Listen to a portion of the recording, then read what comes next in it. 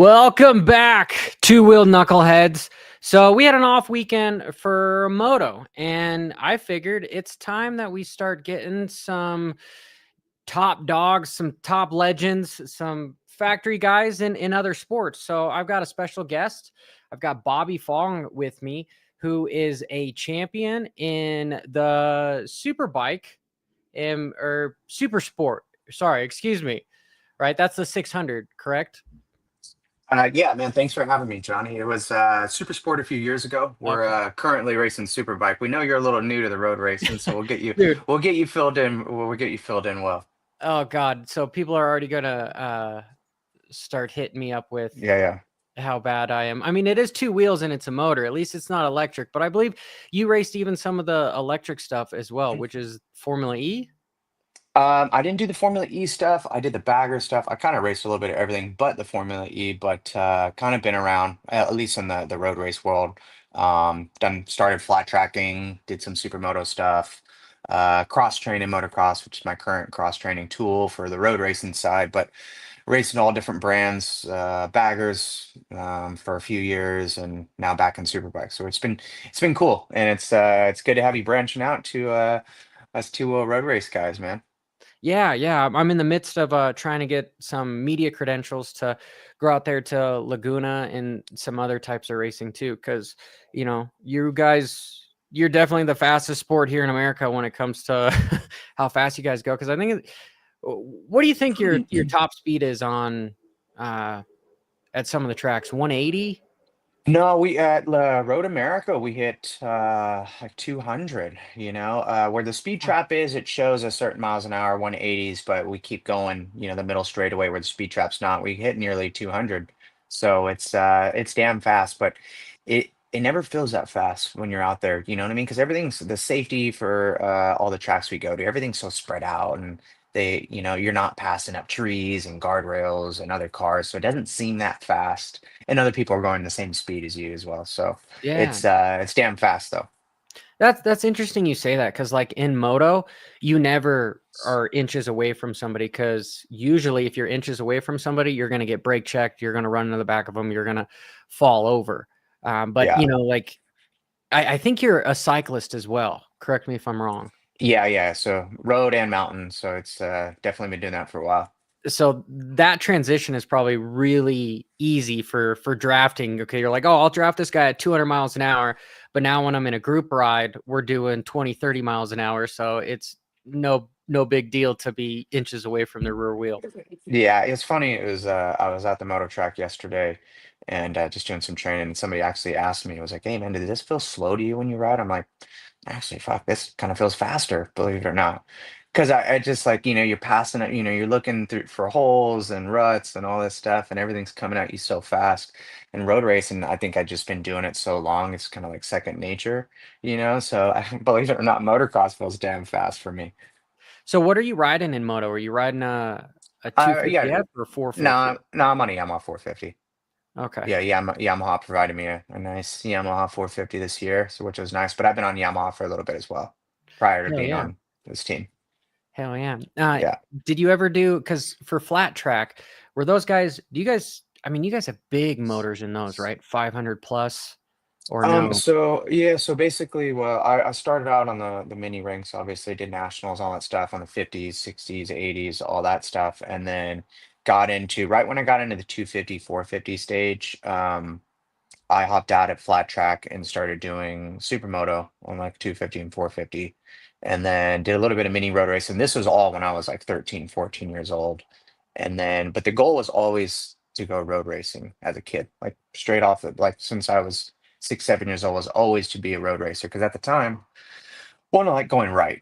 I don't really care to go left too much. I like to go right. But at the time, road racers were like, in America, they were it. You know what I mean? They were the ones making the big bucks. They were, I always, admired, the road racers. So that was always the goal. And then right when I turned pro, when I was 15 years old, and my first pro race was like that was near like the recession and all that stuff. So like there's still a lot of teams there, but the industry was on a decline for sure. So but Mm. it ended up being a road race, which I'm stoked, but definitely the money and pay isn't there what it was, when I was a kid. Dude, that's the consensus around most two-wheel stuff, which it just baffles me, like, how the discrepancy between, like, World Superbike and MotoGP compared to, like, anything here in America is pretty substantial, which is crazy.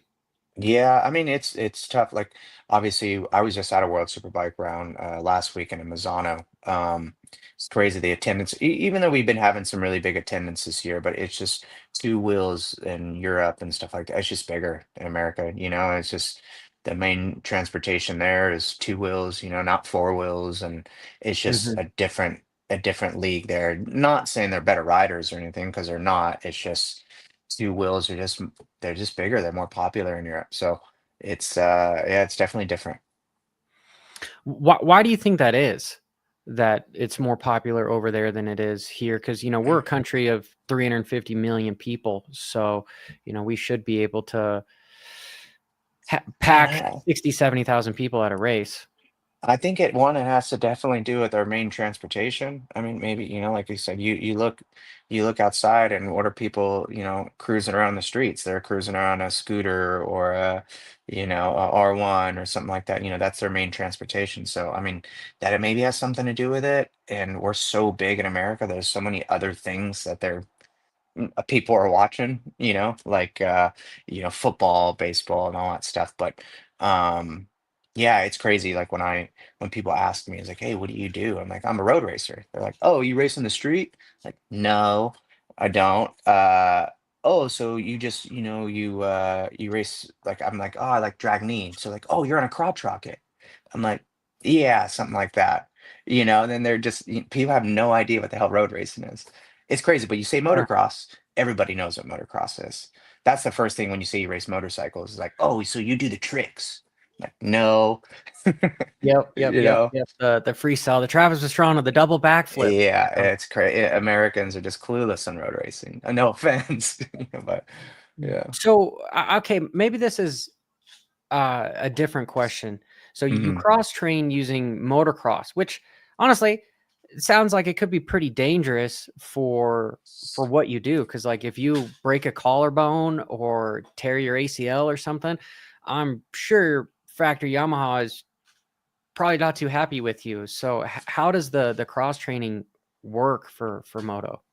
Man, so everybody has to train, you know what I mean? Like, well, some people don't, but I mean, if you want to be, you know, if you want to be the best at your ability, you know, you got to train. So I picked motocross. I've been doing it for a while, and you know, I ride two, three times a week, every week.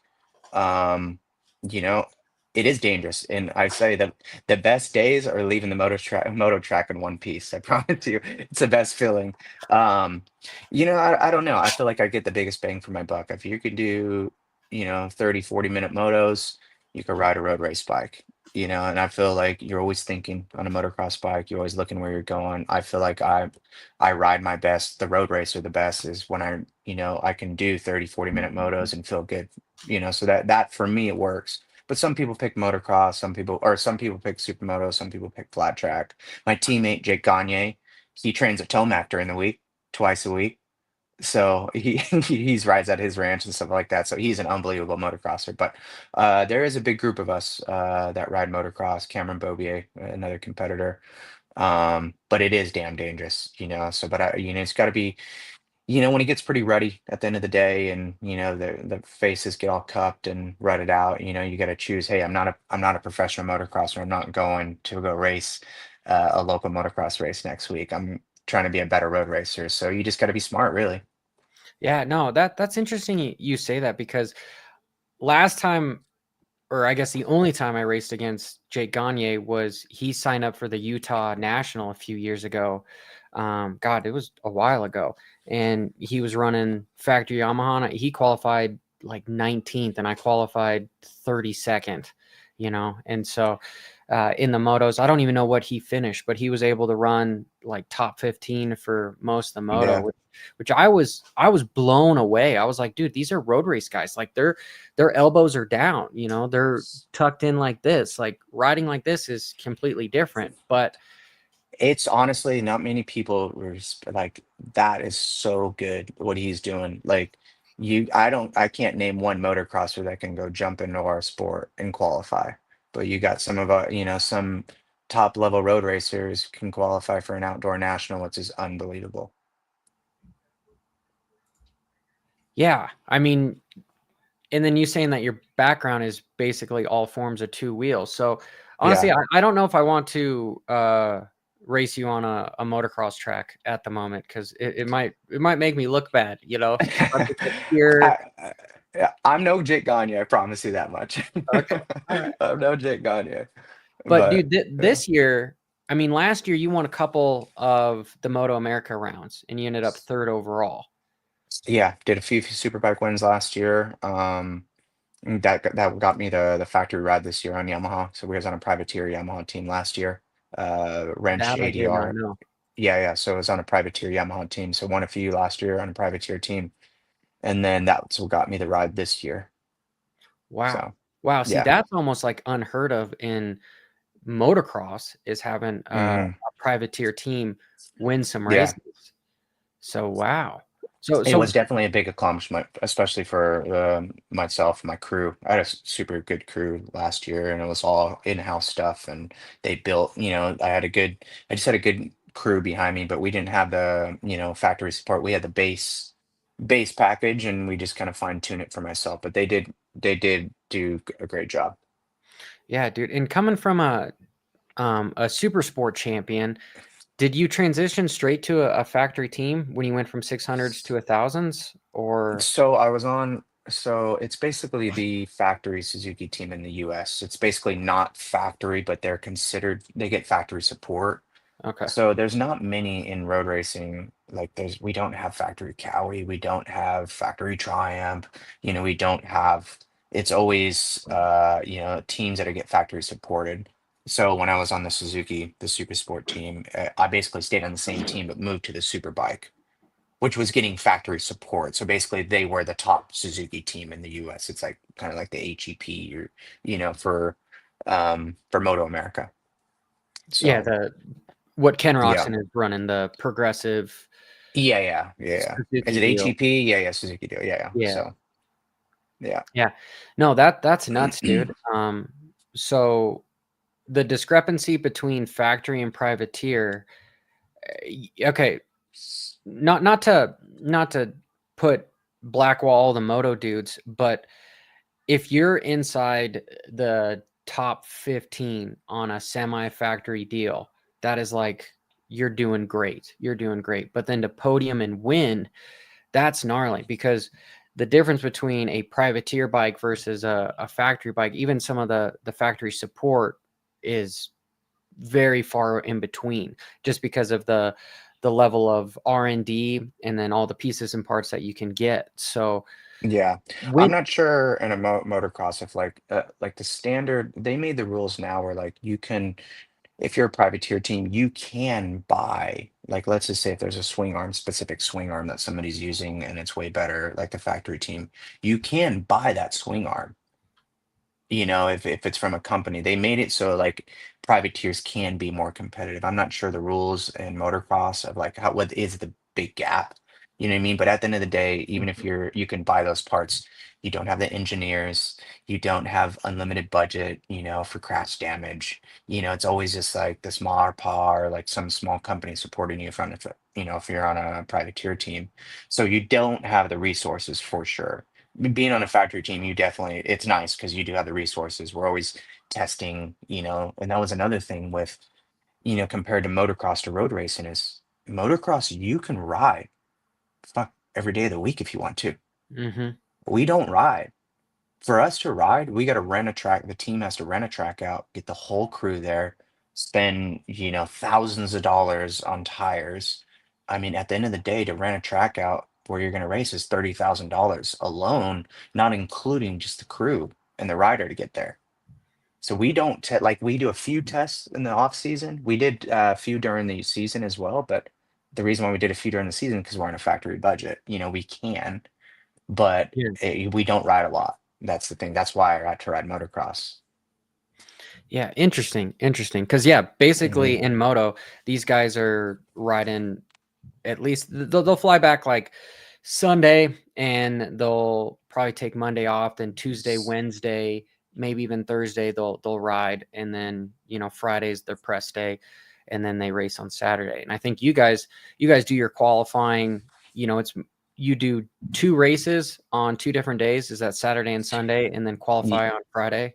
Yeah, it is a bigger deal. Like we got 11 round series, So basically my schedule on our race weekend is we fly in on Wednesdays, set up Thursdays, like the team sets it up, you get all your shit together on Thursdays, your gear, charger, airbag, whatever you do on Thursdays, team debrief, practice, first qualifying on Friday, second qualifying Saturday morning, and then race one Saturday afternoon, Sunday warm up, and then race two, and then you fly home Monday. So that's you've gone 5 days, on our weekends. So it is a little bit longer weekend. Like our race weeks are longer, but we don't have as many rounds. I mean, obviously the motocross schedule's gnarly. Like those guys are unbelievable what they do. Truthfully, though, I like your schedule better. You guys have 9 races, and I Yeah. think that is plenty. But Bobby, I mean, you tell me, would you rather like to have close to 15 races, or Yeah, 15 would be good. Yeah, yeah, for sure. I mean, not like, was it 9 or 10, whatever we do? Because I don't know if they count Daytona as a round or, we do some off here and there. But I would like to have 15 like that for sure. I mean, we have these bigger gaps, you know what I mean? Sometimes like our races are, we have sometimes a month off, and that's a month off the road race bike. So when you go into free practice one a month later after not being on the bike, most of us are rusty. You know what I mean? So I would like to have more rounds, but again, it's Moto America is doing the best they can, and um, I'm sure in the future we'll get a little bit more, but I would like more for sure. yeah, here, let me just Mhm. look for it. Dun, dun, dun. I believe I don't know if they're counting Daytona as round one or not, but super bikes don't go to Daytona, so it should be probably 9 or 10. Yeah. So here, 3, 6, 9. I don't know if these are all Moto America. So let me Yeah, look. those are all Moto America. Yeah, yeah. Okay.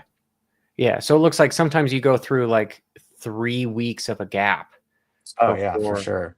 Yeah. Yeah. And uh truthfully, would you guys be getting paid more if there was more races? I doubt it, really.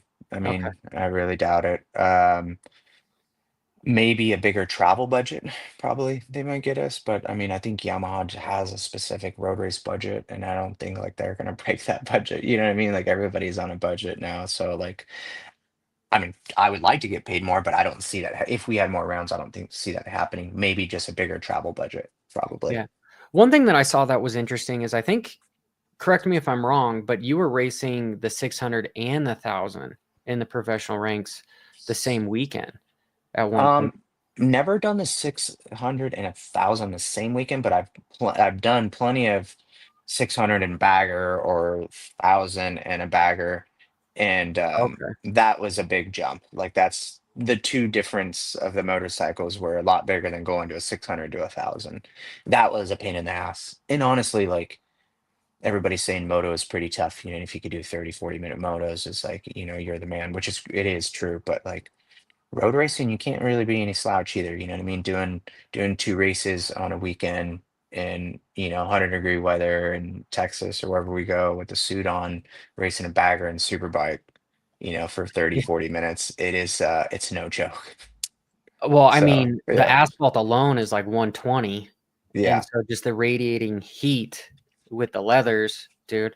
yeah. And yeah, It's you just guys like a are. blow dryer in your face, like you're just a damn blow dryer. So not saying it's as gnarly as motocross. Definitely not. Uh-oh. We lost Bobby. We'll see if he comes back here, you know. Here in a moment. I'll see if he might be back. Sorry, John. For whatever reason, you just popped off 1 second. Can you hear me fine? Nope, I can hear you, and I can see you.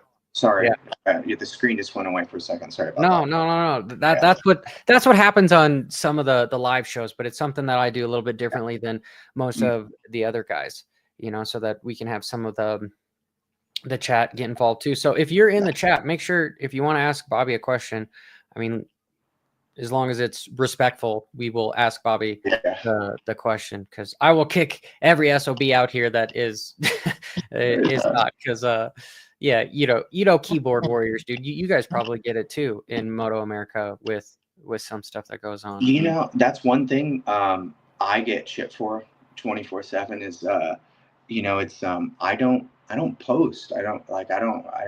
I nearly don't exist on social media. I don't have Snapchat. I barely have an Instagram. I don't post anything. And it is bad because sponsors wanna see that stuff, you know what I mean? Like I'm not engaging too much, and it is a downfall of mine. I was used to be big into social media, and then it just kind of, I don't know, man. It really consumed. For me, I'm kind of old school. It just kind of consumed my life. I feel like I was always worried about, what people are saying. Not really worried about what people are saying. It was like I'm the guy. It's like if somebody's gonna write me, I gotta write them back. As in, like, even if it's a nice comment. It's like, hey, good job this weekend. Like, I'm not gonna just leave you in red. Like, I'm not that guy. Like, I like to be treated the way I want to be treated. If I'm gonna take time to write somebody and tell them congrats on their weekend or something, I would like them to engage and respond. So I felt like every time I posted, and granted, I'm not saying I'm like I have a big following or anything. Like, I just felt like me responding to people, and kind of sounds bad when I say it like that, but I just felt like it always consumed my life too much. I just kind of like to be, do things in private. You know what I mean? Do your work in private. I don't care to show what the fuck I'm eating today or how my weekend was. Like the fans who know, you know what I mean? I'm not the guy. God, it kills me. I hate to say this, but like I'm not the guy to like post on social media and then explain every nook and cranny and why your weekend was shit on social media. I'm not that guy. Oh yeah, FP1 was good, but I had a bike problem, and making all these excuses and why you're shit that weekend. I'm not that guy. You know what I mean? But Yeah. people want to see that.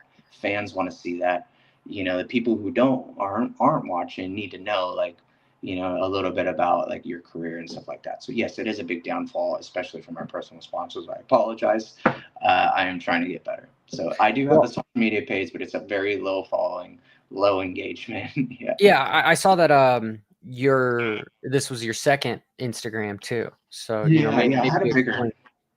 bigger page years ago, and bigger following. I was engaging, a lot more followers, all this stuff, and it got hacked years ago, like maybe 2018. It got hacked, and ended up getting like fucking, I don't know, basically blackmailed pretty good on it and stuff like that, and Oh, no shit. yeah. So it was a whole ordeal. They took over my social media. They're writing people, personal people, and just making my life a shit show for a few weeks.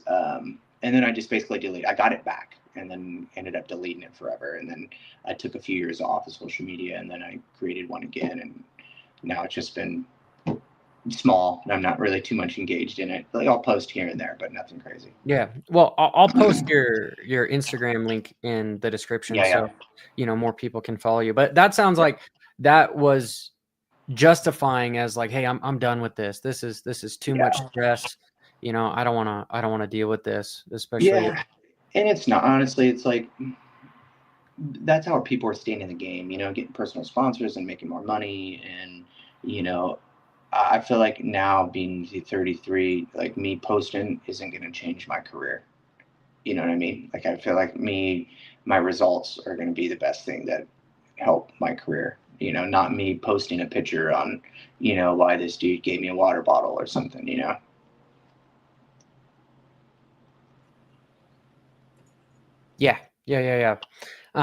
But it's interesting because like what I have found on social media is like communication is three things. Okay, it's 7% words, it's like 35% body language, and the rest is tone. So when people are writing on the internet, you're getting 7% of what they're saying, and usually when people are being gnarly about stuff, it's more of a reflection on them than it is you. But okay, not that I'm getting all philosophical, but No, you're good.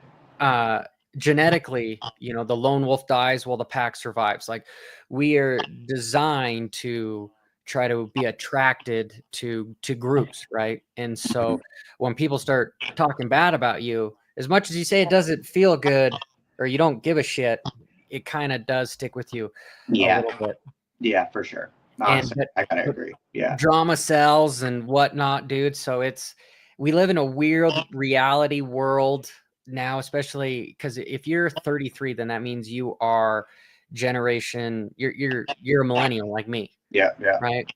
And Yeah. so I think we kind of fucked everything up in a way with certain Yeah. things. Yeah. For sure. No, for sure. Like I said, I need to be better at it, but you are definitely right, dude. Like, as much as I say, like I don't care, it's like, it is, nobody likes to see anything negative, especially about yourself. You know what I mean? It's like, oh, that's a bummer. Like, why did this dude have to say that? I didn't do anything wrong. You know, just like, it's just kind of all a game, like I said. But the world is revolved around, our telephones and stuff like that. And I said, I like to stand out from afar and read all the gossip instead of the gossip being about you. Yeah, So, well, no, yeah. and I know a lot of like high level performers too that didn't even start social media or do any of that stuff until they were retired because they didn't want. I mean, look at Tomac for instance. I mean, he has a massive following, but I believe he pays some people to manage his page, and he doesn't even look at any of the stuff, But nobody knows how he trains or what he does, Yeah. right? And then you got other people like the Deegans that kind of show or somewhat show almost everything. Yeah. And it's a different dynamic. And some of the high level performers that I know, they like to just keep everything secret. And then afterwards they're like, okay, fine. Now I'll write a book or do something Yeah. on that But end. look at Deegan, man. He's probably the highest paid racer in the world. One of the highest paid racers in the world. You know what I mean? Like, everybody, when you say motorcycle racer, who do they think of? Deegan. You know what I mean? He's doing it right, obviously. So, but like that's his life he wants to live. But hey, man, he's winning. He's making money. Just more power to that dude, man. He's doing good. Talking with him, the big difference is he has a really good foundation of disconnecting social media from real life. It's like, hey, this is business. This isn't real life. So, they're really good at having thick skin and forgetting about that stuff. And honestly, Bobby, if you started building up stuff more, you'd end up getting a foundation of just some diehard fans that would defend you tooth and nail. So like whenever somebody comes in and they're like, hey, your race weekend was shit, you should have won that race. Well, now you're gonna have all these people just come in and just totally back you, so for sure. I mean, honestly, hopefully our sport in America actually gets pretty big. You know what I mean? Like, we get fans, but it's nowhere near the motocross scene. You know what I mean? Like, everybody knows what motocross is, like I was saying earlier, but we definitely don't have those diehards. And I mean, we have some of them, but like, where Moto American is doing their best to grow our sport again, it is tough. We, like I said, we do get fans, but it's nowhere. You go to a motocross race, it's like, holy shit, there's a lot of people here. It's like, Moto America, like our last race at Road America, in Wisconsin was actually record numbers for us, which was great. Like a big turnout. So it was nice. Well, that's something that I want to help with and get more involved. And do you guys do post and press conferences after the races? We do press conferences after the races. Yeah. Okay.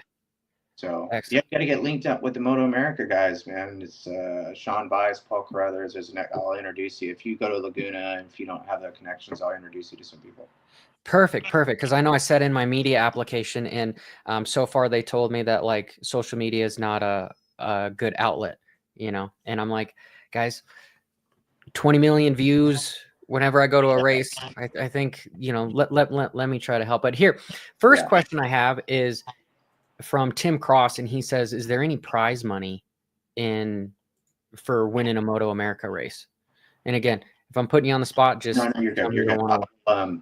So usually the prize money for Superbike class is, so the teams, I believe teams have to, I'm not sure how it works, if you have to buy into being a premier team. Like if you're a big team with a big 18-wheeler and stuff like that, so you're so-called a premier team. So that means is the team, basically, if you finish first or last, the team is going to get X amount each race. So I believe it was like, don't quote me on this because I never get the pro purse ever. I haven't got a purse money for a Superbike in years. But I think the team is guaranteed to get $4,000 each race. Dependent, it doesn't matter where you finish, first or last, I believe. I'm not 100%. Where I make my money is from Yamaha or your helmet company or your leather company or whatever like that. There are purse money, but the team gets it. At least my team in the last few years, Superbike teams, and Super Sport teams, they get it. Okay. Was that still the deal last year when you were on the privateer supported team? Yeah, The it privateer helps. Yeah, and I think they put that in place to help the privateer teams, help the teams still continue to keep going. You know what I mean? So they can try to see, fill the grid. yeah, just to help them, fill the gaps. So it helps. Honestly, it helps everybody because it keeps the teams out there more, makes a little bit of money in their pocket. The money that they're spending for tires, shit is not cheap. You know what I mean? Like, it's I mean, for a set of tires, it's $500. We're going through a shitload of those things. So. Yeah. Because I know, a set of moto tires is like 100 for the front, like maybe 120 for the rear, and then that allows you 2-3 races, right? And then for you guys, correct me if I'm wrong, it's like 12 laps in that those tires are roached at that point. You need a new set. Yeah, and we're going to these most of the tracks we go to now are freshly paved. So yes, we're running like harder tires, but sometimes when we put a soft tire on, fuck, they only last 5 laps. And then the tire's shit. Then you got to change it. But we get a lot. Like there's I think we get like 7 fronts, 9 rears, or something like that per weekend. Because we used to, like, back in the day, factory teams would just throw out 3 sets of tires for one 40-minute session. And the privateers Wow. can keep up with that. So now it's like we get limited tires. Like, you can't just be throwing shit at it all the time. So again, this is a thing that the organization has helped to help privateers. So you get No, limited.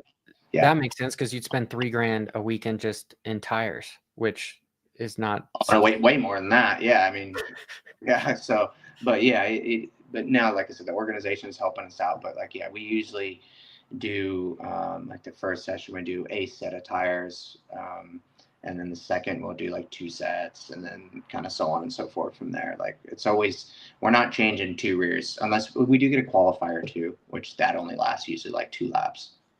okay. So.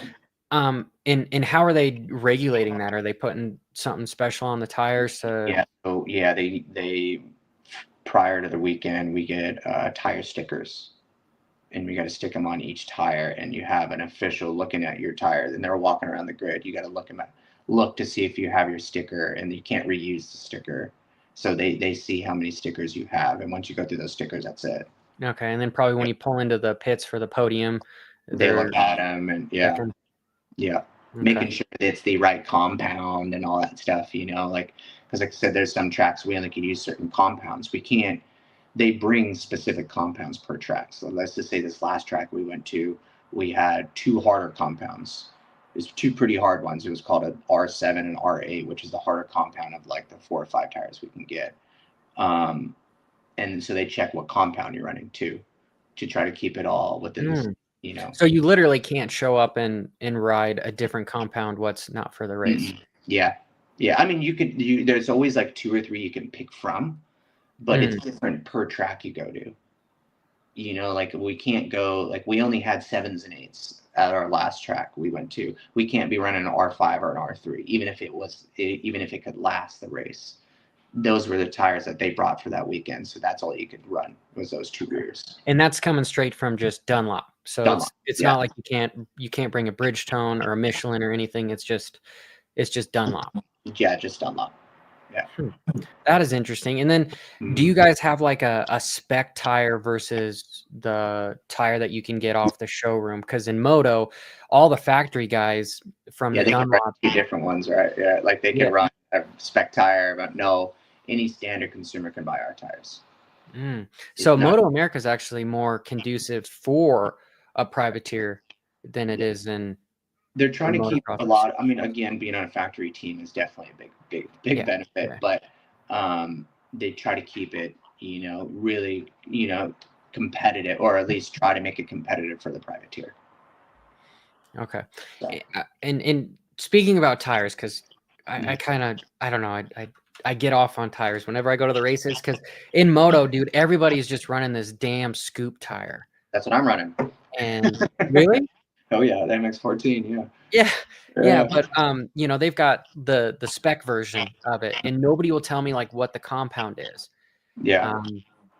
Maybe Yamaha and your hookup with Dunlop, they probably will give you some spec 14s, but I really wish that there would be more regulation in moto on like, hey, you can only run this spec tire at like Southwick or someplace where it's real deep, rather than these guys running it all the time, because there's becoming a bigger gap between the factory and the privateer guys, just because technology is improving. Now you got the great starts, the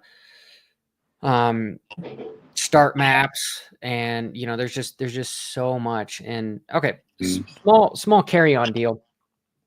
Before I finish my thought, I think in MotoGP they run like different sidewall compounds compared to what's on the middle of the tire. Like the middle of their tire could be hard, and then the sidewalls could be soft.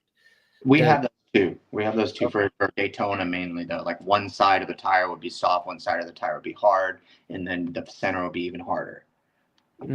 So we have that as well. But most of the time, but that's just like a specific tracks. Okay, and then everyone can run, you know, like a privateer could buy that specific tire. Yeah. Yeah, so they basically make an announcement before the weekend. Hey, these are the tires, like Dunlop will do, like Dunlop Moto America will like get together and be like, okay, here's the tires we're bringing for everybody for the weekend. They can pick whatever ones they want. These 3 compounds for the front, these 3 compounds for the rear. Whatever the team decides is up to you. But everybody can get it. You can go get those tires if you want to. Okay. Interesting. With your race coming up this weekend, I'm assuming, do you guys get there a couple days early, or do you just get there on Thursday? No, I get there on Wednesdays usually. For this race, actually, I'm driving up, so I'm actually going to drive it since it's Washington. I'm in Folsom, California, which is nearly 5 minutes from Hangtown. So I'm going to drive up, do a few hours tomorrow, and then finish off Wednesday. And then, yeah, like I said, setup days Thursday. So it's kind of a longer week, but yeah, usually we just fly in on Wednesdays because we only have 2 West Coast rounds for us. And that's Laguna and the Ridge, which is in Washington. Yeah, most of the races are, back east. Okay. One more question from the chat. It says that Moto Fever says that does it feel more like cross training on moto, or is actual racing more dangerous? I think he's asking, is your cross training more dangerous than when you're actually racing going 200 miles an hour? I feel like the cross training is more dangerous than racing, to be completely honest. Yeah. Dude, the technology we wear. I'm sponsored by Dainese. It's, leathers neck to toe, and I'm going to ride helmets. But we have air fences, so for us to get, knock on wood, really hurt, it has to be either high side, which, could happen. But, we have airbags within our suit and all that stuff. So it protects our shoulders and our, upper neck and stuff like that. And like I said, it has to be either we were getting run over. Most of the times we just slide right off the track. Most of the time, but there are the high sides and stuff like that. But like motocross, we're wearing a Speedo, going 50 feet, 100 feet in the air, so you're not wearing anything motocross, so it's definitely way more dangerous cross training for sure.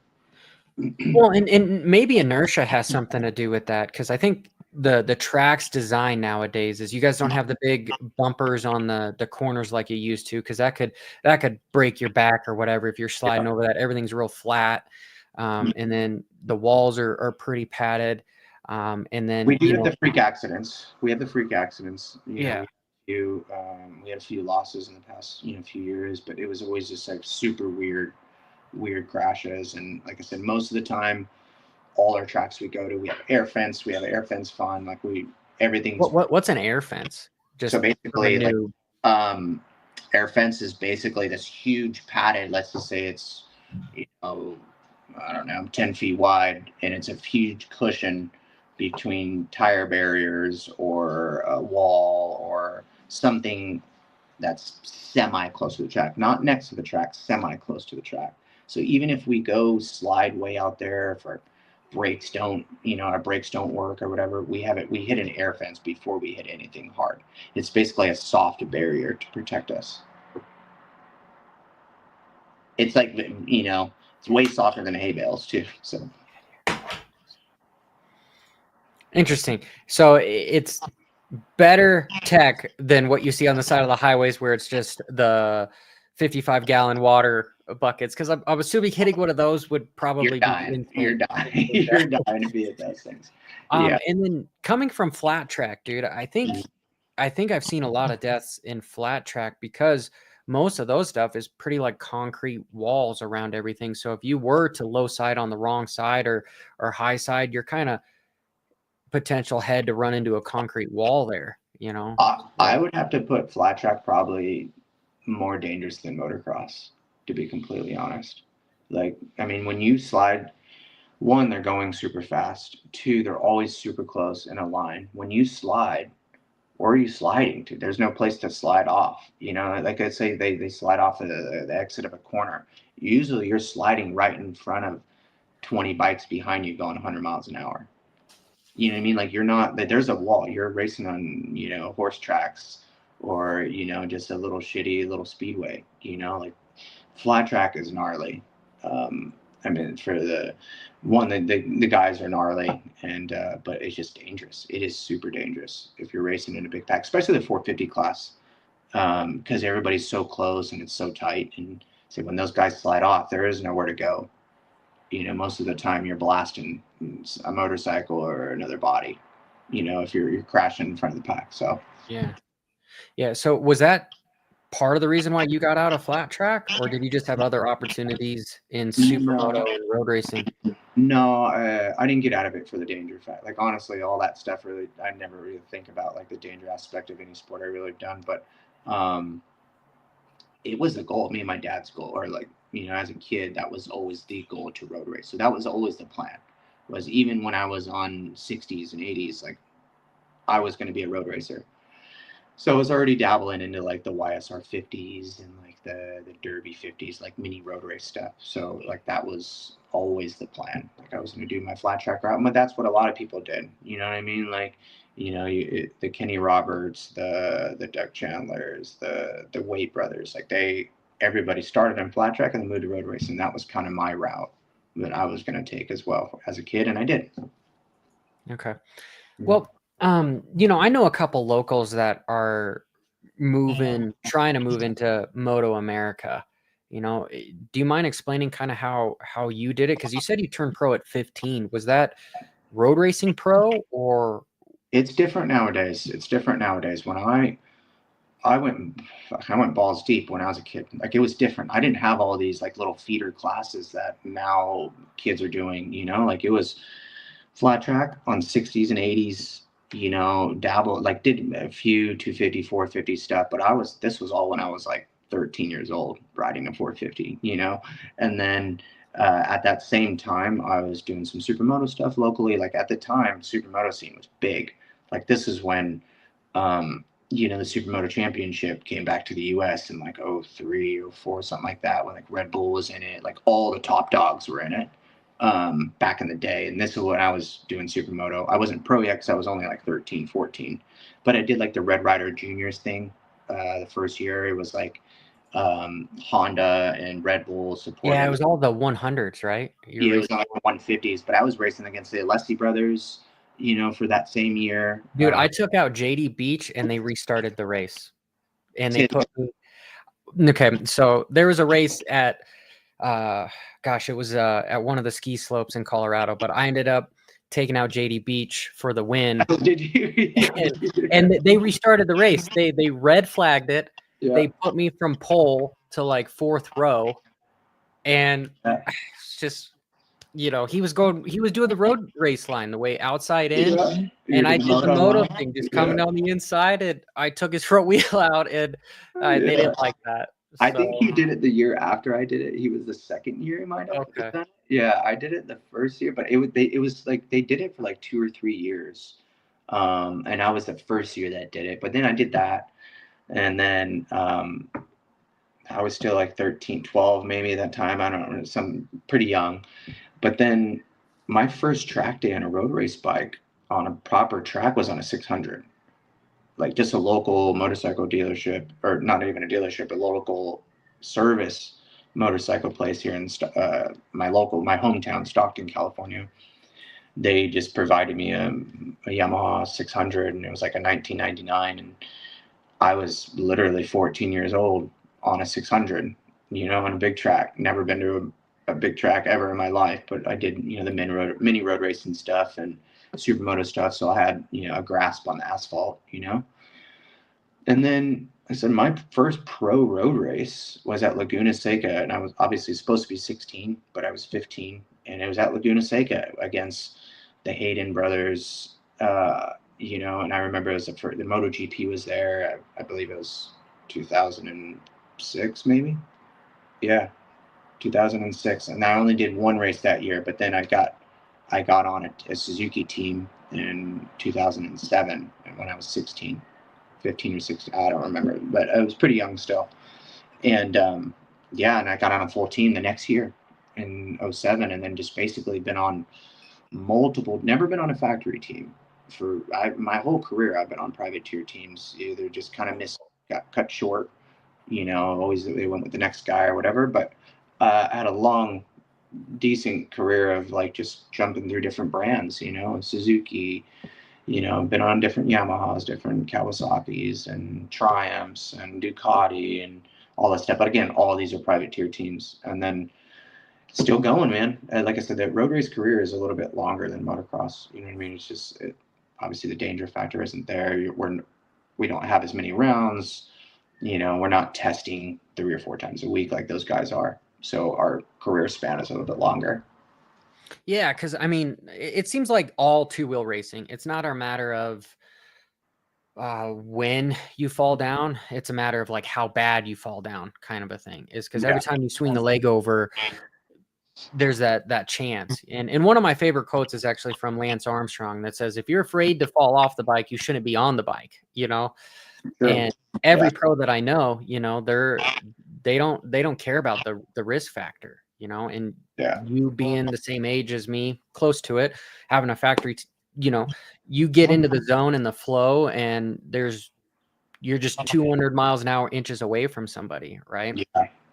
It seems too like the age for road racing now, other than MotoGP, they like to pick it young, but it seems like in super bikes in general, like production-based bikes that we race, it seems like the older you are, like it takes a little bit more experience to ride a super bike. As in, like you look at our series and the top dogs in our series, everybody's in their early 30s.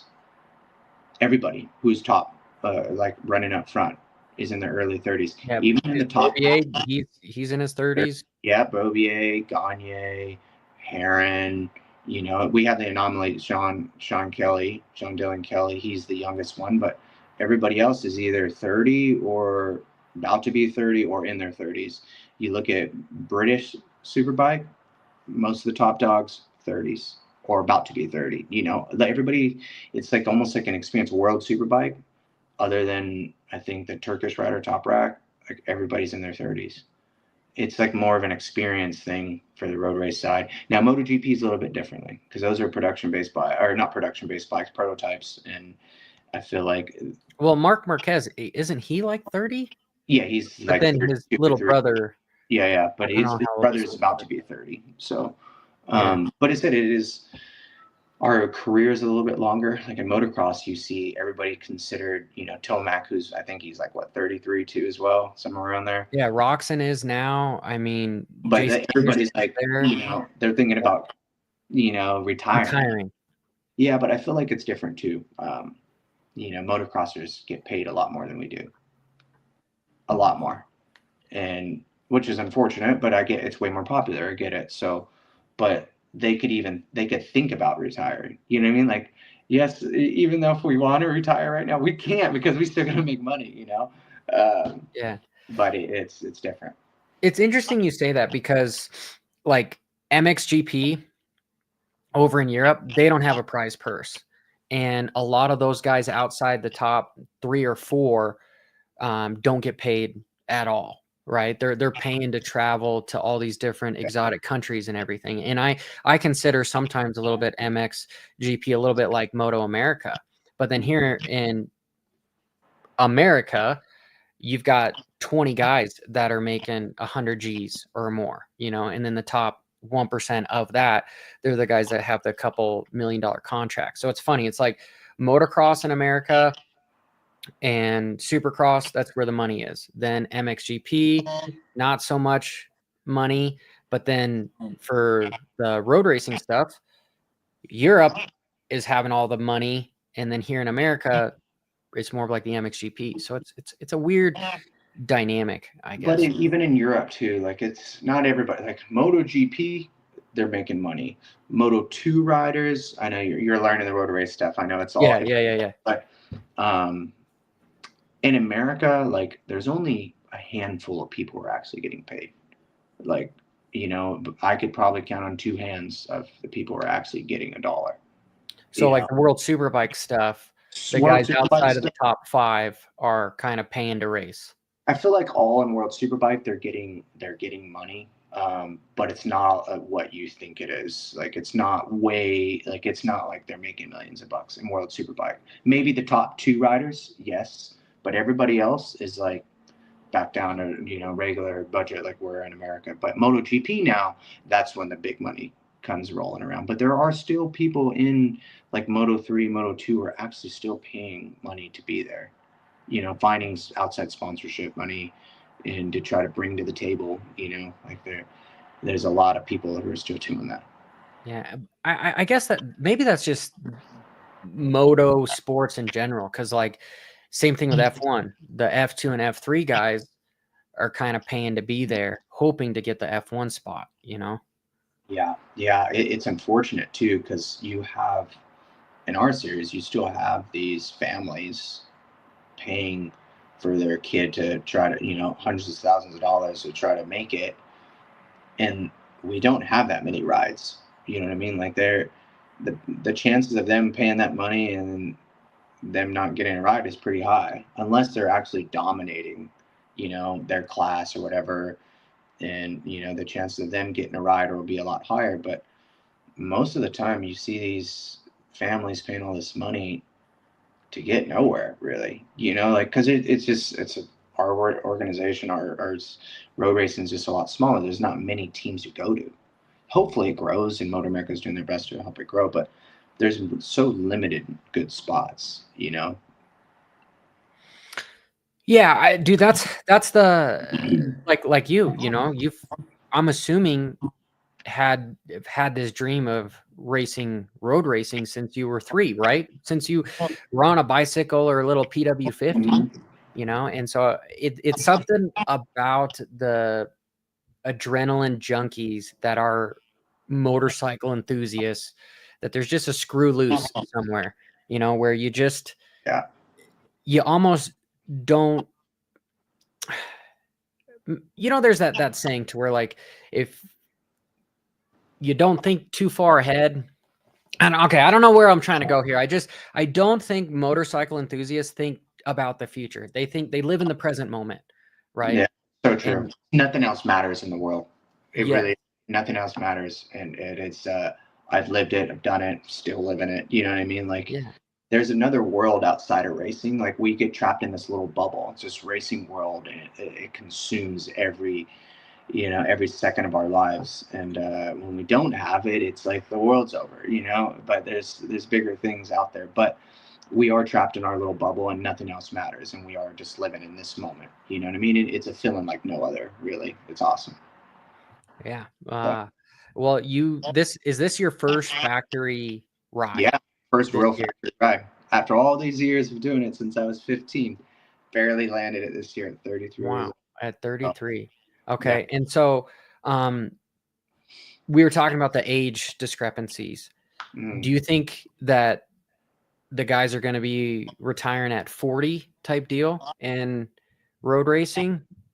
I don't think. I mean, I feel like I would be one of those guys, but there are, some of my competitors and stuff, you know what I mean? I mean, they might, retire in a few years, who knows? But I'm the guy that I don't see that.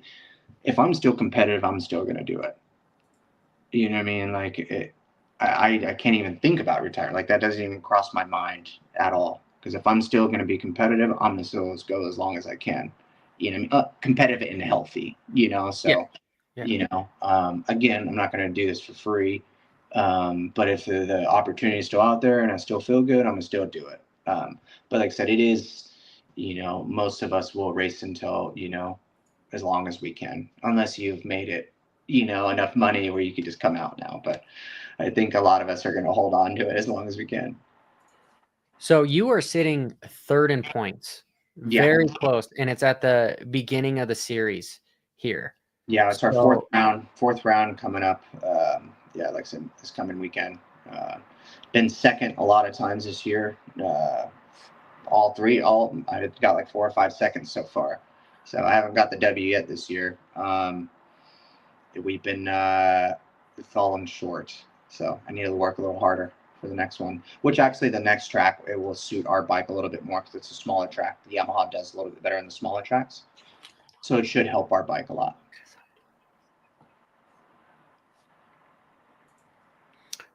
Is there any talks amongst the team, like between you and Jake? Mhm. Is it just full blown? We will look at potentially team orders or any of that stuff come round 8 and 9 if something happens. If that ever even happens, right? Some controversial topic, you can just tell me to go pound sand, Bobby. No, nothing right now. Like, I think any team ever in racing, like if there's, if you could have a teammate and you have a teammate who battling for the championship, hell, I might be helping Jake here at the end of the year. Like it can go either way. And yes, it will be some type of team orders at the end of the year if it comes down to that. You know what I mean? Like if the points are that close, it would be like, any team orders that makes sense, and like, hey, if you need to finish in front of your teammate to win a championship, yes, he'll give up the thing. But I think that kind of goes for any really sport or at least motorsport. If your teammate's in the championship, you got to do the best you can to help your teammate out. Maybe there's a little money behind it. You know what I mean? So I've been in a situation like that through Indian. I was on a privateer Indian on the baggers a few years ago, and granted, they weren't my direct teammate, but I was on an Indian and they paid me some extra money to do what I can to help them in the championship.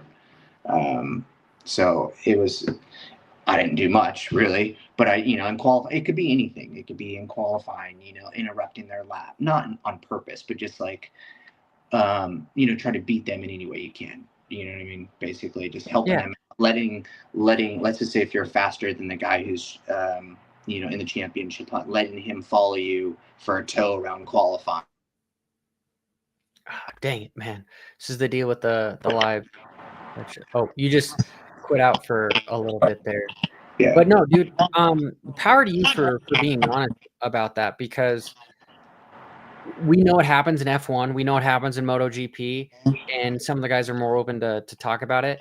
But like in Moto, people think that like none of that ever happens, where you're supposed to let your teammate buy or something with, truthfully, job security, right? Like you work well with the team, you make yourself be a good employee, then, they're going to hire you next year. And then number 2,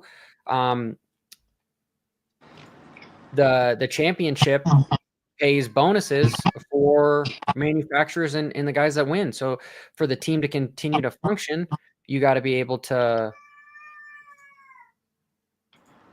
provide. And your job is to win championships, have the team win championships. So that makes perfect sense. And it exists. It exists, people, for sure. That stuff exists. So cool. Do you have any expectations, because this is your first factory team? Like, did you sign a couple-year contract, or was this a 1 year? No, it's a 1 year, but I got if I finish a certain position in the championship, it's an automatic renewal. Do you So, mind but sharing or no? Oh, yeah, that's fine. Basically, if I finished, top most contracts, like, well, not most, I don't know, everybody's different, but if I finish, it's a 1-year deal. If I finish top 3 in the championship, it's an automatic renewal. So, Sweet. yeah.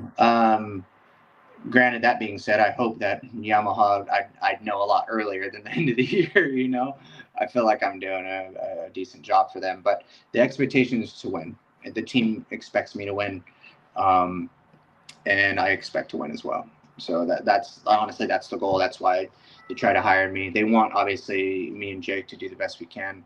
And the team's been doing a great job because we're competing against some other manufacturers who have developing their motorcycle every year. Yamaha's kind of had the same package for the last however many years. So Are you talking about Ducati and BMW? Ducati, BMW, yeah. So the fact that Richard Stamboli, who builds our bikes, and everybody else behind the scenes have been doing a good job in trying to elevate our Yamaha, because we're a little down on as like just performance wise and just in general, So they're doing a good job and still finding steps on the motorcycle after all these years.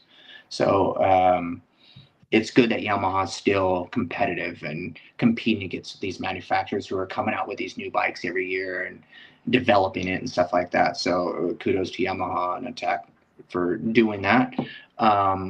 So yeah, basically, I don't know where I was going with that, but we need to win. So they want the championship back because Ducati won it last year. So they want the number 1 plate, and it's going to be tough for sure. I mean, we're battling some fast dudes out there and some good teams. So we're just going to keep plugging away and try to get the W. Like I said, I have a better chance this coming weekend, though, for sure. Is it just because it's a track that gels with you, or is it just not as long as straightaways, or not as long as straightaways, realistically? In the grand scheme of things, it's just we're a few mile an hour down here and there. But this one's we don't have many straights. There's a lot more turns and straightaways, so it should help us a little bit. But every time we think that, there's 2 great riders riding the BMW and Ducati, and my teammate as well. So, and even Suzuki, believe it or not, I think it's going to be a lot closer now that we're going to tracks with like less straightaways and stuff. do they have a kickstart on their 1000s? No. I'm sorry. I know, no. Dude, those things are rolling good too, man. Like it's crazy. I mean, motocross are doing great. They haven't developed that bike in motocross and even road racing. The team, they're doing a good job, man. Suzuki's still in it. It's crazy. Yeah, I mean, you can buy a brand new 450 Suzuki for like $7,000, which is not a bad package. If you're wanting just a sound motorcycle that has everything. But Yamaha has kind of run the tail here in moto. Like, I personally think that they've got like the best production value for a bike right now. Like, my nephew was just looking for a 250 because he's moving up from 85s, and I told him to go buy a YZ 250F. And so he went down to the local shop, and that's exactly what he did. And besides them sounding like weed whackers because of where they have the motor, I like where the radiators flow. Like, those bikes turn so well. They're so good. Like all the Yamaha dirt bikes, I've had multiple, a few 250 Yamahas and 450s, and they're so good. I've had a few Cowies and all that stuff, but man, you can't really beat a Yamaha dirt bike. They're so damn good. They look the best too. So yeah, you can't go wrong with blue. Okay, kind of a hypothetical here, but in moto, one of the biggest things that differentiates a factory bike between like a privateer bike is their ECUs. How they can map it, right? And you being a factory pilot now versus on a privateer team, is the discrepancy the same between performance on that or no? No, a privateer team could buy, it's called a Magneti Morelli. A privateer team could buy the exact ECU that I'm on. No shit. Now, it depends on who's running the program, though. Like, it's not in road racing. I feel like it's, again, I'm just talking out loud because I'm not sure. I'm not behind the scenes. Well, I'm a novice, so whatever you think. I feel like in road racing, it's more of, I feel like in motocross, you can almost make the difference if your crew isn't as good. In motocross, you can almost make up the difference with your riding, right? In road racing, you could make up that difference, but you almost have to have a full package deal behind you. You have to have a great electronics guy, And if you don't, it's really hard to outride somebody who does. Let's just say if he has a good bike, he's a good rider, all that stuff. If you're on equal talent, but you have somebody who's, has a better team behind you with better better setup electronics and better data guy behind you, that rider is going to do better. Like, you can't outride electronics often. We could play with buttons, with TC and wheelie control and engine brake and all that stuff while we're riding. But if you don't have a good electronics guy, you're kind of fucked.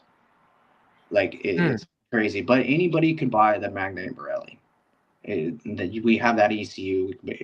Everybody could buy it. Like, there's privateers, a whole bunch of privateers on the same ECU that we're on. I had it last year. Well, I had a Magnetic Borelli. I don't know if it was the latest version software, but it was very close. Like, we had all the same wheelie control. Like, we had all the same steps we can take. Granted, it depends on what your data guy does behind the scenes with it, though. You can get it, but can they make it work for you and the track and your riding style? All that stuff is a different. So it's not like that. That's where kind of the R&D research comes in. You can't just go to, if you're on BMW and you get the ECU, you can't just go to, the team. They'll give you a base map. They'll give you a base package, but then it's up to you to tune it for yourself and your riding and how you want it. Like I said, there's always base maps. Like for our organizations, it's always like they'll provide you a map, like Teams or whatever, the ECU people or data people, but then you got to tune it for your riding style on how you want it. And there's so many different steps. It's such a smart brain in that thing.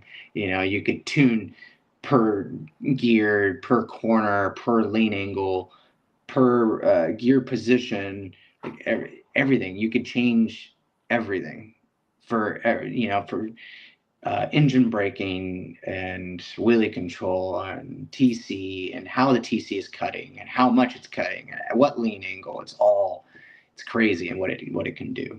But, is that more important than kind of the motor package then? You have to have a fast bike, but yes, electronics mean a lot. Yeah. Okay. Yeah. Well, between you and Gagne, are you guys, is his more of a snappy motor? Is your more like low end torque? Like, no, we're on the same exact package. Exactly. Everything's the same. Like, they build everything. That was one thing that Yamaha specifically told us, and it's always been that way for years, as long as I can remember what people are saying about Yamaha. It's like every rider has the same package. Like, they develop things, like in the off season, we'll test things and say what's better for whatever rider. Let's just say if we have one swing arm for one rider, another swing arm, we'll test both. Like, we'll even swap bikes. Like, we'll go back. What's the difference with those swing arms? Like, just the length? It could be everything, anything. I mean, where it's braced, where it's not braced, what it's made from, more material, less material, the flex on how it's flexing for side grip, edge grip, or drive grip. Like, there's different ways engineers come up with different things. Basically, the main goal is to have a maximum amount of grip as possible, not much pump, like that's. And sometimes there was a team when I was on Suzuki, they had to weld that swing arm every weekend because it was that soft and it was cracking every weekend. Wow. Yeah. So, I mean, and they're not cheap. I mean, I think the one we were riding on Suzuki from Yoshimura was like 16 grand just for one, one, maybe a little bit more actually. But, okay. So that's why they were welding it every weekend. Yeah, they weren't buying a new one. Wow. Yeah. So, it all makes a difference, man. Like the electronics, the swing arms, the motor, all that stuff. But if you have a guy who has a fast bike, but he has shit electronics, he can't do anything with it, because at the end of the day, all we're doing is taking power out of our motorcycles. Like, let's just say, for example, I don't know how much horsepower we have, but let's just say if we have 220 horsepower, we can't put 220 horsepower into the ground all times. So we have to use so much TC and different torque maps and wheelie control stuff. Like, all we're doing is taking power out most of the time. We only get full power really like from like fourth gear on. Most of the time it's always like toned down because either it's like wheeling or sliding or pumping or something like that, Yeah. So if you have a fast bike, sometimes means fuck all. So. Interesting. Because it's not about a drag race, right?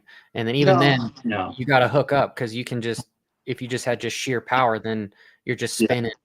Yeah, like I said, you do want horsepower for sure, but I mean, you gotta have the full package with the horsepower. You know.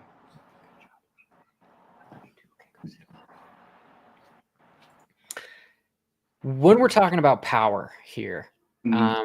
this is kind of thinking towards the future because I believe that like if you're not innovating and being progressive, you're kind of falling behind. And of course, it's going to take a while because most of the teams are going to have to get involved. And I'm alluding to the Formula E stuff. And let me give an example. Like I've ridden a couple Starks, Mhm. and I'm honestly faster on a Stark than I am on any 450. And the sheer deal is because I'm not having to power shift.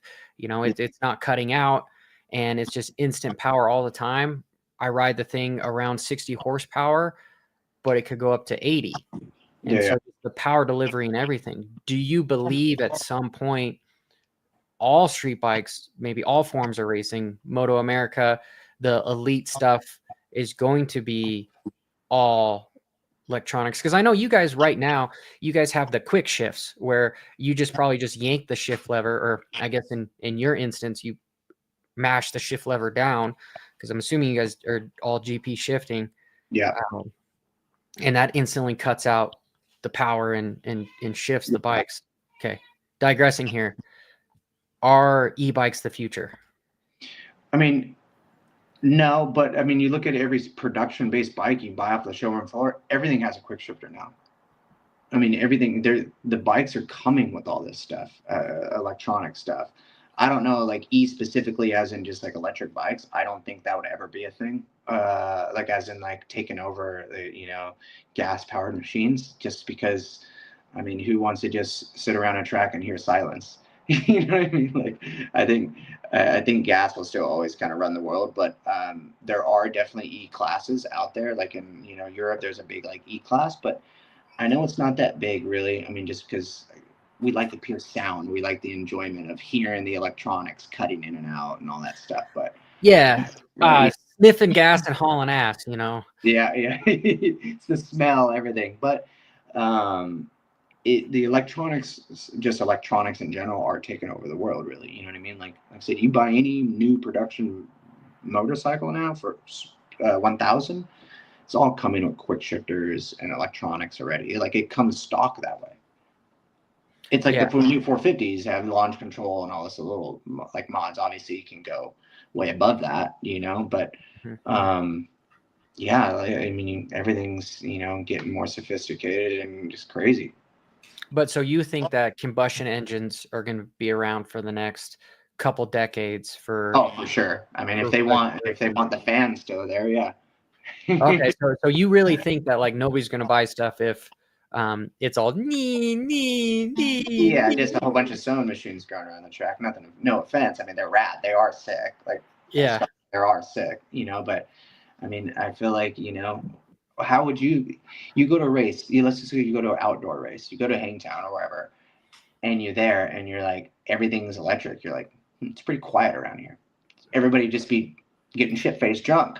You know what I mean? Like You'd be there right hearing now, but it's just the like it's different. suspension, just the Yeah, clacking. That's all you'd be hearing is yeah, just and the chain and the suspension. yeah, yeah. So, I don't know, man. I personally find myself on the opposite side of the majority because I think that's where the technology is going. And okay, let me give it to you in this perspective. Like my little girl, she's got a little electric stasis, right? yeah, The little junior guys at all the 50s are pretty electric now, right? So they're not gonna remember having to shift and what it sounds like to have this sweet ass 1000 hitting 18,000 RPM, just wow, wow. They're not going to remember any of that. They're yeah. just going to be, I just think that there's a changing of the guard when it comes to that. And now that I'm retired and slow, working on motorcycles is a pain in the ass. Yeah. And, I see some of my family members that are racing road racing, and I'm just like, Jesus, man, dude, the level of just hours put into these motorcycles is gnarly. But with an e-bike, you got no cams, you got basically no moving pieces in there. You're just basically making sure spokes are tight, air's in the tires, and it's charged. Yeah.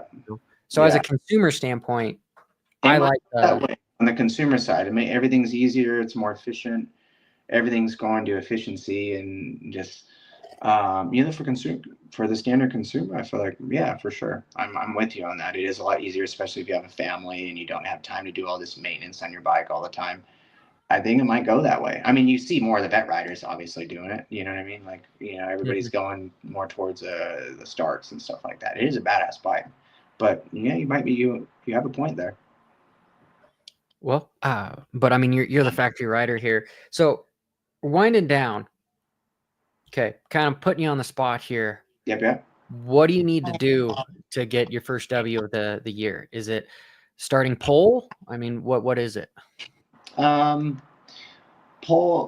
no, it means nothing really. I mean, it's not like in motocross. If most of the time it's all about the start. It's not all about the start. You want a good start, but the main thing is being there in the beginning laps. As in, like we lately, lately it's always kind of been my thing is when the tire starts going off, I start picking up the pace instead of dropping pace too much. I don't drop, like when our tires go off. Usually, like the lap times fluctuate pretty good for any road race series. Is like from the first lap to the last lap.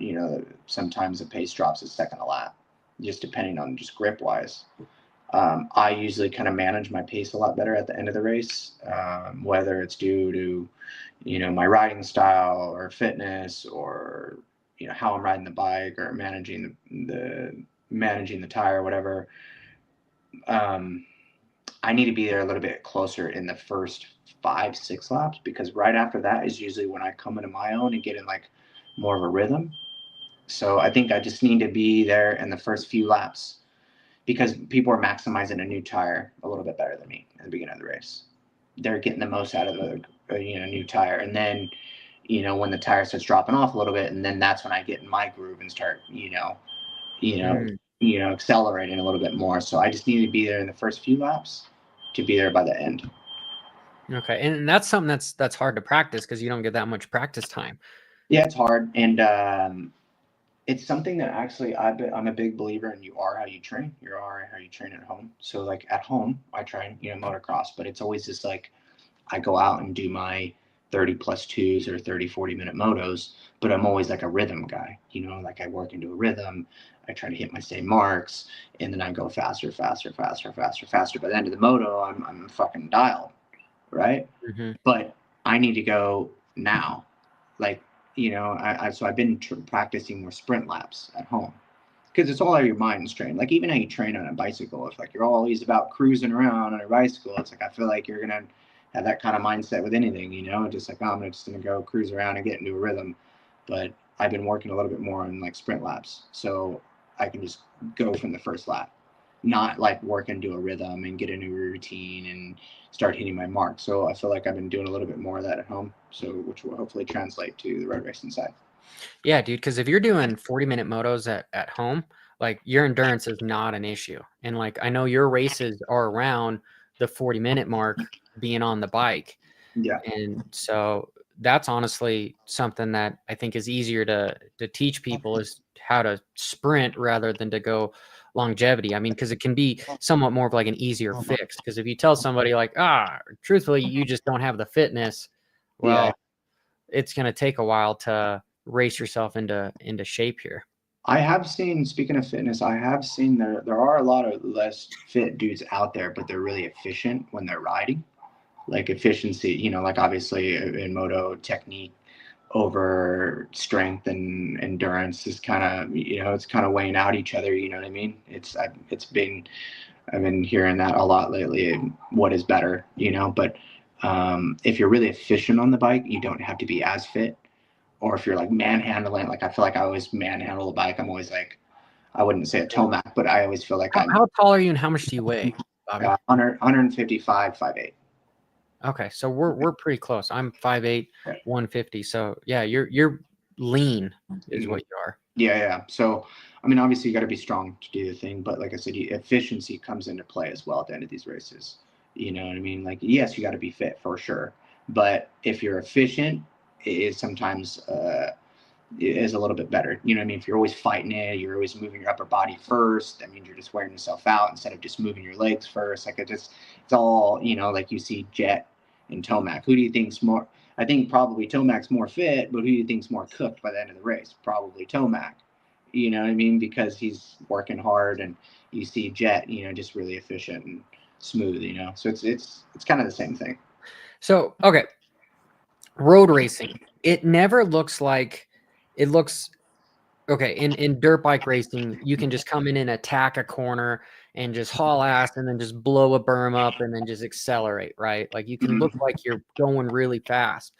But I think road racing is the pinnacle of slow down to go fast, because you've got these huge quarter-mile sweepers and everything. You can't really just dive bomb in, lock the brakes up, and then hit, whether you're dragging the brakes or something, but then just accelerate out. It's like, do you guys come in, go raw and brake, and then kind of coast as you're coming through the corner and accelerate?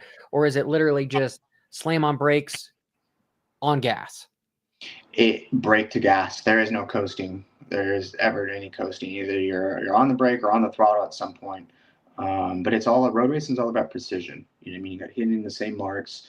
Obviously working, like obviously trying to improve your lap, whether however you approach the turn. You know, when you're trying to make up time, you know, from behind, I feel like sometimes you get caught out and rushing the turns and killing your drives, especially in superbike. Like you got to maximize the straightaways, as in the drives, because we have so much horsepower. So the Yamaha likes to flow pretty good, be on the edge of the tire. And I feel like sometimes any racer gets caught out to try to, like, let's just say if there's, you know, a person in front of them, they have a little gap, they're trying to make up time. You could see visually that you're gaining on them on the brakes, but then when they accelerate, they're pointing in a different direction. They're more upright. They're not using much electronics, and they're getting the better drive. So then it's kind of like the yo-yo effect. You know what I mean? So yes, it really is all about precision and timing, and you know, just hitting your marks and just being within yourself. You can't really. The thing is, everybody's like the pace. Like I said, the most we'll drop at the end of a race is 1 second,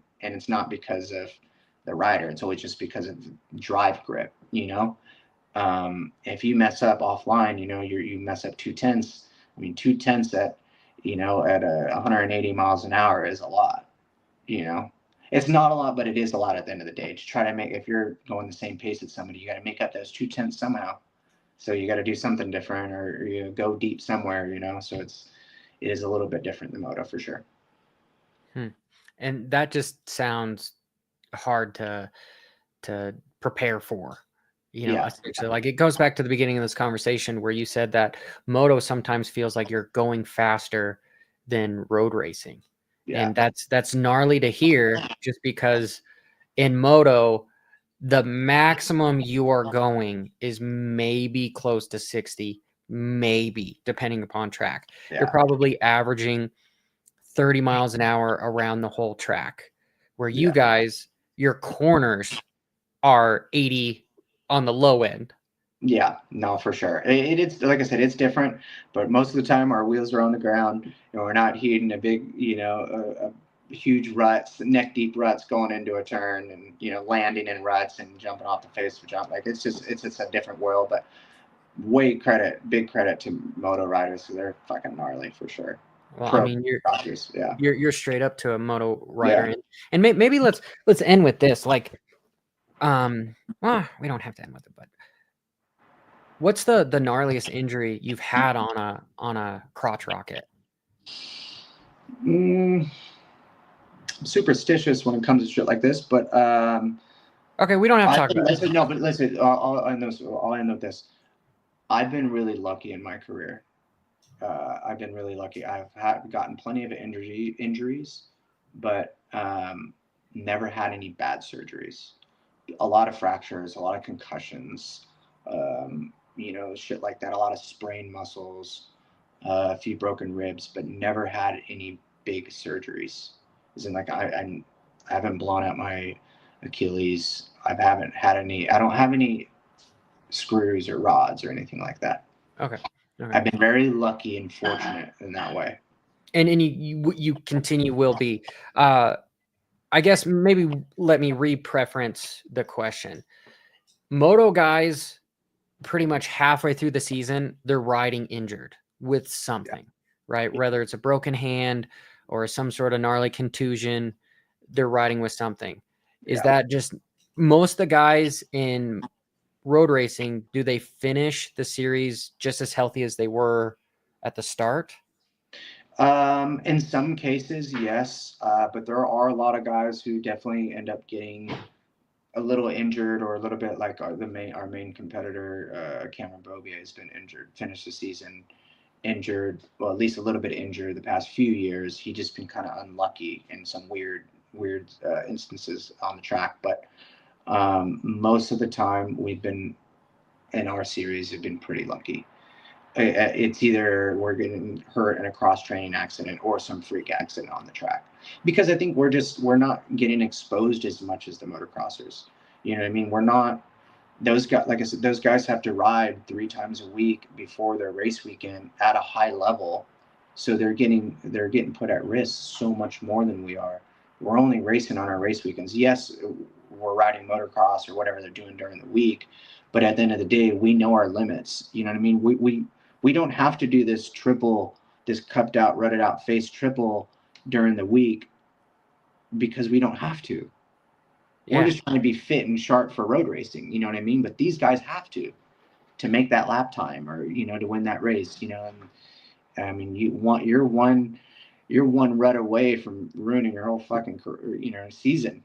The motocross guys, so it's just a little bit different. Yeah. Well, it happened to Hymas just this last weekend. Is he was One literally in pothole second place.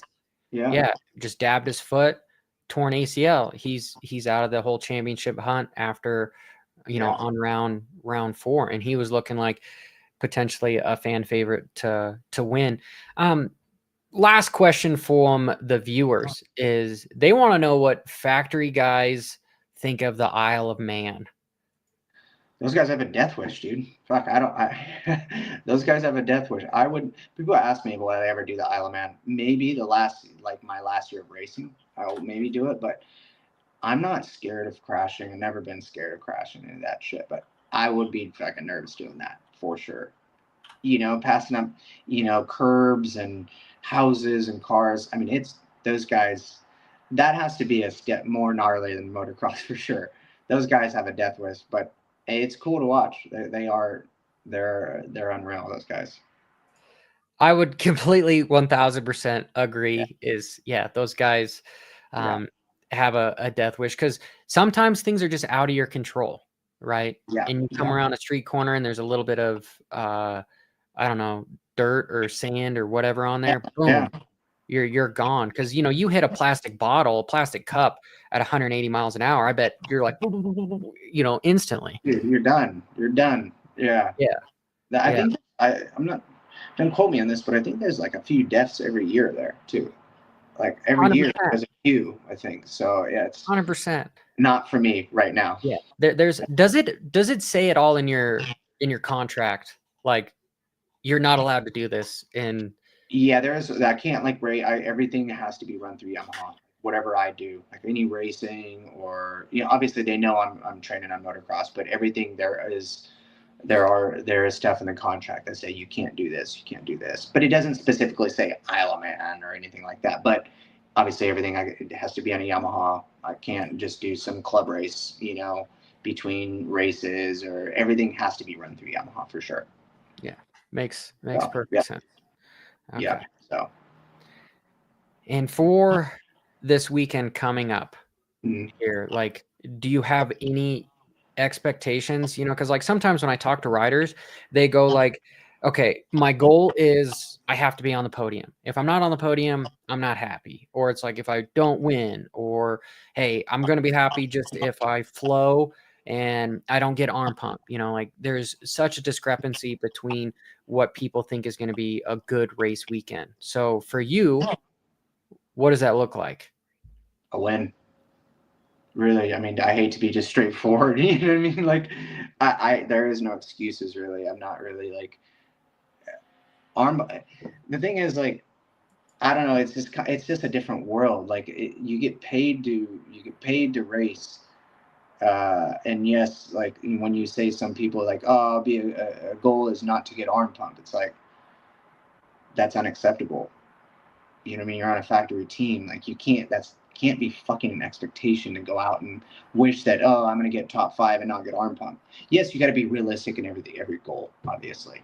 You know what I mean? There's a lot of factors, but like, and my team owner is pretty brutal. My direct team owner, Richard Stamboli, and like the dude doesn't want excuses. The dude doesn't want to say like you had arm pump, or he's gotten plenty of seconds this year, so he kind of expects me to win. I expect that out of myself, really. I hate to sound cocky and like super straightforward because it kind of sounds like I'm a dickhead when I say it, but they expect me to win, and I expect myself to. My big goal would be to bat on that last lap, be in contention to win that race. That is my main goal for this weekend. Hell yeah, dude. Hell yeah. You know, you can tell why you're a factory rider. Yeah. Is because, like I said earlier, moto guys just have a screw loose where they're just like, all right, I'm is not it. talking bad about moto because they are, but it is unacceptable for a moto rider, a factory rider, to say, hey man, my goal is to finish top 5 and not get arm pump. Like, your job is not to get arm pump, too. Like, your job is, you know what I mean? You get paid to figure it out, you know? So Yeah. Would you rather lead the entire race, or would you rather be the chaser? In the perfect scenario, when you're leading, you're in control for sure. Like, I would definitely like to, but then there's obviously like, there's a lot of things that go into that too. You know what I mean? Like, you could lead the whole damn race and the dude behind you is just studying you the whole time and gonna counter you, you know, on the last lap and make a move where you can't come up with something. I don't want to have to come up with something. If I'm second, I don't want to have to come up with something to try to win that race. I'd rather be in control and like either block or defend or whatever like that. You know what I mean? Like, it is a little bit harder to pass in road racing than motocross. Like, motocross, I feel like you square somebody up, tee somebody up any turn you want, really. You know what I mean? If they're depending on it. Road racing is a little bit different. You can't tee somebody up because most of the time you're just gonna, you bumping as racing and stuff like that, but most of the time you're blowing somebody's doors off. If you're teeing them up like motocross at 150, you're getting pretty wadded up, you know. So it's just a little bit different strategy. Beautiful response. It seems rare that you guys bump, especially on the start. And it looked like your teammate on the last race a few weeks ago got, I don't want to say T-boned, but ran off the track. It was a weird deal. Like, it was like, did he come back? Was he pissed? Was he? Jake is probably the coolest dude, like, out of any dude I've ever met. I'm not just saying that because he's a buddy and a teammate, but he's the most mellow dude there is. And he doesn't, I mean, he gets upset. He's a racer. He's competitive. He doesn't want to do bad or have shit like that happen to him, but he's so calm in everything he's doing. And he's so just like casual.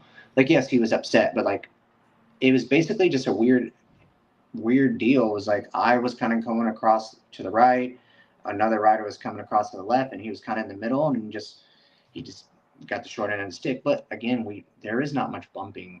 Like, we can rub, but like when you're bumping in road racing, it's pretty gnarly. Like, you can't just T-bone somebody at 100 miles an hour. You know what I mean? There's a lot of worse shit could happen. You're not just blowing over a berm, you know, like you're not just tipping over or breaking a lever, you know, you're breaking a bone, or you're ruining hundreds of thousands of dollars with your equipment.